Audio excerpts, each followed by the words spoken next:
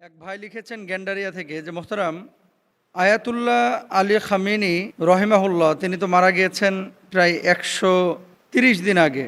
তো এই যে 130-31 দিন পরে তার জানাজা হচ্ছে, ইসলামী শরিয়া এই ব্যাপারটাকে কিভাবে দেখে, আর এ ব্যাপারে আসলে বিধান কি, যে জানাজা দ্রুত করা উচিত নাকি এভাবে ফ্রিজিং করে একটা নির্দিষ্ট সময় করলেও কোনো সমস্যা থাকে না? খুবই ইম্পর্টেন্ট একটা বিষয়। আয়াতুল্লাহ আলী খামেনির যে জানাজা নিয়ে আজকে প্রশ্নটা এসেছে, গ্যান্ডারিয়া থেকে এক ভাই করেছেন।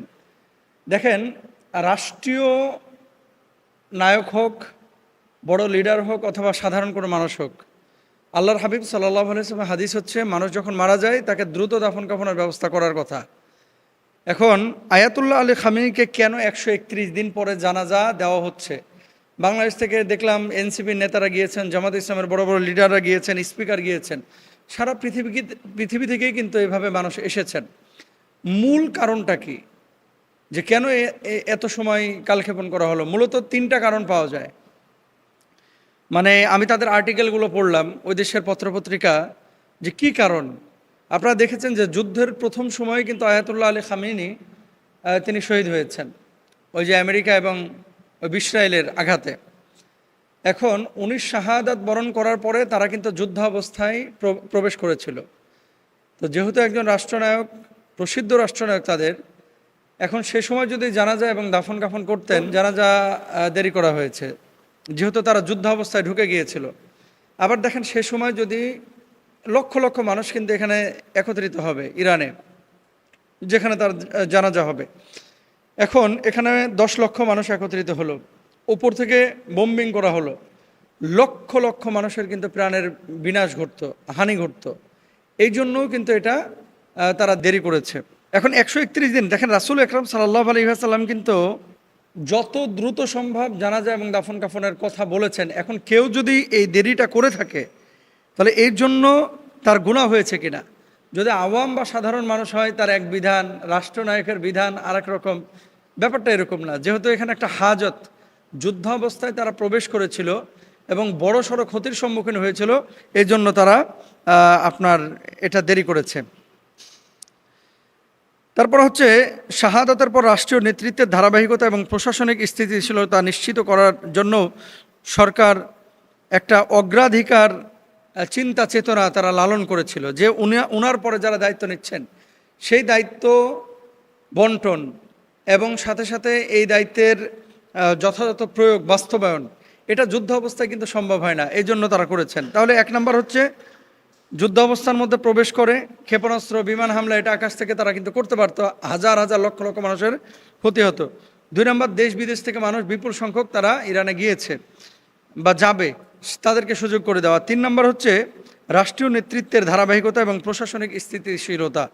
এই 3টা কারণে মূলত 131 দিন পরে জানাজার নামাজ হচ্ছে। এখন আপনারা যারা আমেরিকায় থাকেন, কানাডায় থাকেন, দেখেন এই বিষয়টা আয়াতুল্লাহ আলী খামেনিকে লক্ষ্য করে ঢালাওভাবে জায়েজ করার কিন্তু সুযোগ নাই।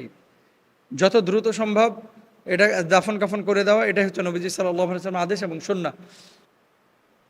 আরেকটা বিষয় আপনাদেরকে বলি, যে এই জানাজাকে কেন্দ্র করে সারা পৃথিবীর মুসলমানদের ভিতরে একটা সফট কর্নার তৈরি হয়েছে।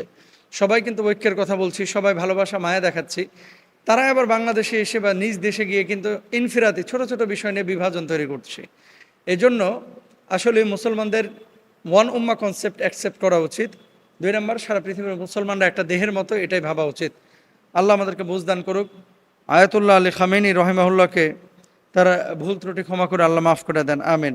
আচ্ছা, এরপরে যে প্রশ্নটা, যে মোহতারাম পরিকল্পিতভাবে হিল্লা বিয়ে করা যায় কিনা? 2 নম্বর বিষয়, হালালা সেন্টার সম্পর্কে আপনাদের কোনো কথা শুনতেছি না।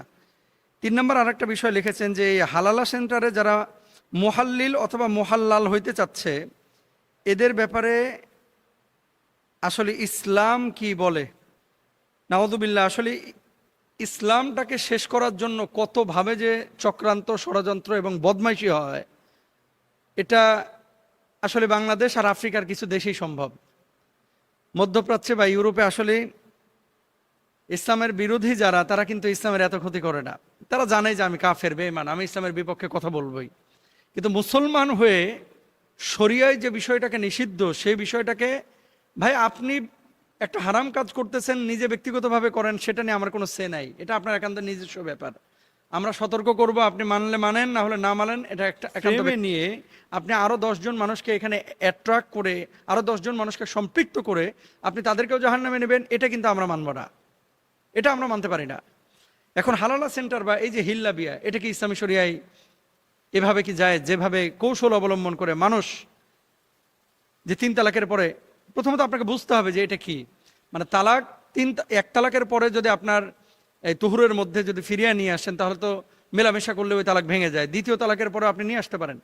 3 তালাক বা স্থায়ী তালাকের পরে যদি আপনি ফিরিয়ে না নিয়ে আসেন, ধরেন একেবারে পরিপূর্ণভাবে স্থায়ী বিচ্ছেদ হয়ে গেছে, বিচ্ছেদ হয়ে যাওয়ার পরে এখন কোনো কারণে আবার ওই স্ত্রীকে আপনি নিতে যাচ্ছেন, তো ডাইরেক্ট তো নিতে পারবেন না। কি করতে হবে? যে আরেকজন মানুষের সাথে তার যদি বৈবাহিক সম্পর্ক স্থাপিত হয়, সেখানে যদি মেলামেশা হয়, এরপরে স্বাভাবিক প্রক্রিয়া যদি সে তাকে তালাক দেয়, তাহলে প্রথম স্বামী আবার তাকে বিয়ে, কথা বুঝছেন? এখন এটাকে কি করছে? ভাড়া করা পাঠা আছে না, পাঠা, ভাড়া করা পাঠা, এই মাদি ছাগলকে পাঠা দেয় না, এই যে এই ভাড়া করা পাঠা দিয়া বিয়ে করায়া, তারপরে এর সাথে মিলন করায়া, তারপরে ওখান থেকে তালাক নিয়ে আবার পূর্বের স্বামীর কাছে ফেরানো, এগুলো হচ্ছে ভণ্ডামি। ভণ্ডামি। রাসূল আকরাম সাল্লাল্লাহু আলাইহি ওয়াসাল্লাম কি বলেছেন দেখেন। আল্লাহ রাসূল সাল্লাল্লাহু আলাইহি ওয়াসাল্লাম বলছেন, লাআনাল্লাহুল মুহাল্লিলা ওয়াল মুহাল্লালা লাহু, অর্থাৎ যে ব্যক্তি হালালা করে এবং যার জন্য হালালা করা হয়, উভয়ের ওপরে আল্লাহর লানত। যে হালালা করছে এবং যার জন্য হালালা করা হচ্ছে, 2 জনের ওপরে কার লানত? আল্লাহ সুবহানাহু ওয়া তাআলার লানত।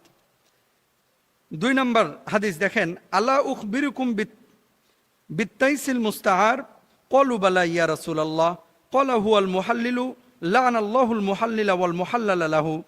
আমি কি তোমাদেরকে ধার করা ষাঁড় সম্পর্কে জানাবো না? ধার করা ষাঁড়, আড়িয়া, আড়িয়া, উত্তরবঙ্গে কি কয়? আড়িয়া। ধার করা ষাঁড় সম্পর্কে কি আমি তোমাদেরকে জানাবো না? সাহাবীগণ বললেন, এবং যার জন্য তা করা হয়। ইবনে মাজার হাদিস নাম্বার হচ্ছে 1936। এবার যে সমস্ত বদমাশ লম্পটগুলো এই সমস্ত কাজগুলো করাচ্ছে, আমার কাছে মনে হয় এগুলো ফেক আইডি দিয়ে করে, কারণ প্রকাশ্যে কোনো মেয়ে বা কোনো ছেলে এই ধরনের কাজ বাংলাদেশে অতীতে সাহস করে নাই। আপনারা জানেন যে বিদেশ থেকে অনেকে ফেসবুক পেজ খুলে বিভিন্ন হুজুরদের নামে ফটোকার্ড বানায়, উল্টাপাল্টা কথা বলে। আবার অনেক সময় উল্টাপাল্টা মেসেজ আপনারা দেখেন যে ফেসবুকে বিভিন্নভাবে কিন্তু এখন ক্রাইম হচ্ছে। তো ফেক আইডি থেকে এভাবে হালালা সেন্টার খোলা হয়তো বা হয়েছে, আমি এগুলো জানিও না বলতে যখন আলোচনা হয়েছে সোশ্যাল মাধ্যমে, আপনার মুহাল্লিল হওয়ার জন্য, হালালা সেন্টারের মুহাল্লিল হওয়ার জন্য, মানে ওই পাঠা হওয়ার জন্য, ষাঁড় হওয়ার জন্য যারা ফর্ম পাঠিয়েছে বা বায়োডাটা পাঠিয়েছে, এদের জন্য এক বুক আফসোস যে এরা আসলে কেমন মানুষ। না সোশ্যাল মাধ্যম বুঝে, একজনের সিভি বায়োডাটা চিনি না জানি না, মুহাল্লিল হওয়ার জন্য পাঠিয়ে দিলাম। মানে এগুলো হচ্ছে জেনা করার জন্য, আকাম করার জন্য এই সিভিগুলো পাঠিয়েছে। বড় বড় হুজুরকেও দেখলাম, সাধারণ মানুষকে দেখলাম, যদি সত্য হয়ে থাকে। এগুলো তো ফটোকার্ড বানায়ও তো অনেকে সিভি বানায় ফেলতে পারে। যদি সত্য হয়ে থাকে, এই সমস্ত বদমাশগুলোকে কোনো প্রতিষ্ঠানে নিয়োগ দিয়েন না, কারণ এদের কাছে আপনার সন্তান নিরাপদ না, এদের কাছে আপনার ছেলে মেয়ে নিরাপদ না, এদের কাছে আপনার মেয়েকে যদি বিয়ে শাদী দেন, এই বদমাশ বিয়ের পরও দেখবেন যে এরকম আকামের জন্য আরেক জায়গায় তালাশ করে বেড়াবে। জেনাকাররা যেরকম বদমাশ, এগুলো কিন্তু সেরকম বদমাশ। এই জন্য বি কেয়ারফুল। কোনো ধরনের এই সমস্ত কাজ, এগুলো ইসলাম অনুমোদন করে না। আল্লাহ তাআলা আমাদেরকে বোঝার তৌফিক দান করুন।